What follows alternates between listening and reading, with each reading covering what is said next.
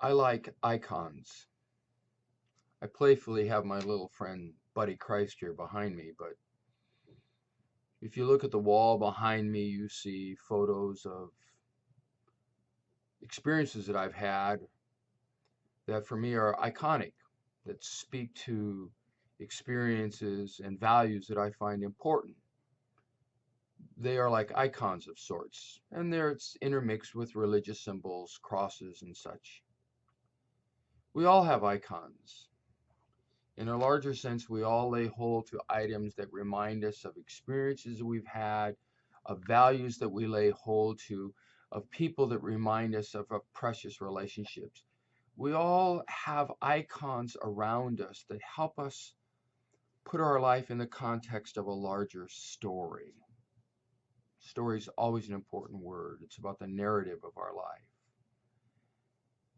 This time of the year, Lent, is a time where I often spend time in my readings and study in the Old Testament, particularly in Exodus. This year, as we are focusing on the Passover and the Seder meal that we will celebrate on Maundy, Thursday, it is a time of study and reflection upon the values and stories and the icons of that experience of faith that, in fact, our Christian faith and symbols like bread and wine are obviously built on. Nonetheless, I have been reminded in my studies of a word that I had not thought of for quite a while, and it strikes me it might be helpful for you in your own Lenten study, in your own Lenten pilgrimage, to give some pause and thought over. And that is the word henotheism.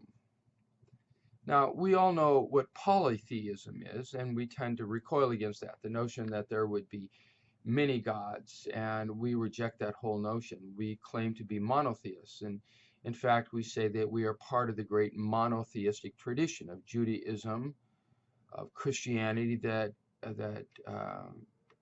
continued on in the story of Islam.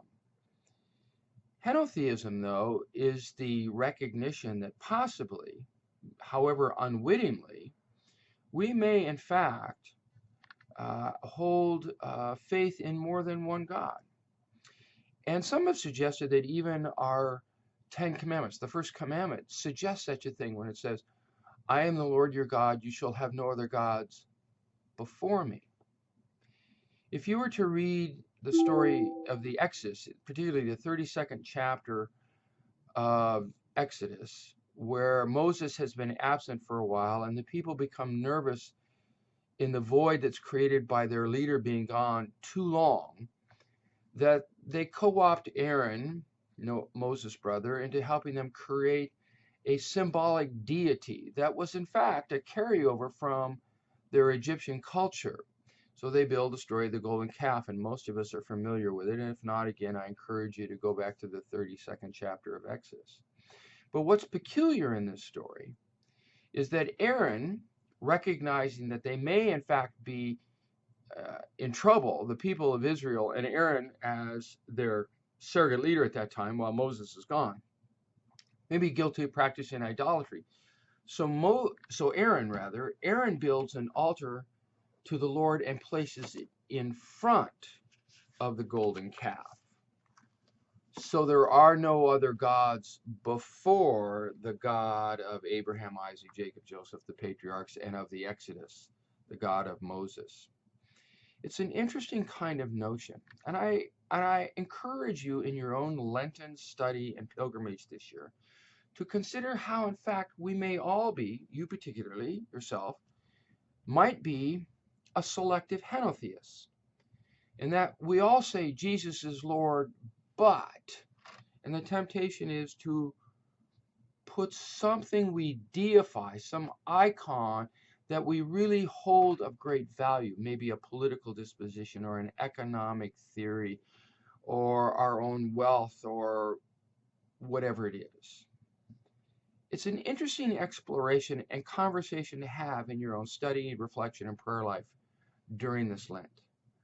Are we in fact all selective henotheists? Do we all run the risk of putting something in front of the cross of Jesus Christ that actually, however unwittingly, we may be practicing a worship life of? I encourage you to give some thought, some study, some reflection about this, and how might we, as we approach Holy Week coming up, as we move through Lent, really hold the cross as preeminent, that the cross of Christ, in fact, is the symbol of the life we live and the grace that we live under, the promises that we have through salvation that is gifted to us by our faith in Jesus Christ. Give some thought. I would be interested in your responses. I'd like to hear from you. Also, people have asked me, how is it going, my recovery from my surgery? I am now almost 4 months from my back surgery, and I want to report that things are going really quite well. I wear the brace, which is on right now, just about half the time. So thanks to your prayers and your good wishes, and I look forward to hearing from you. God bless you in your Lenten pilgrimage.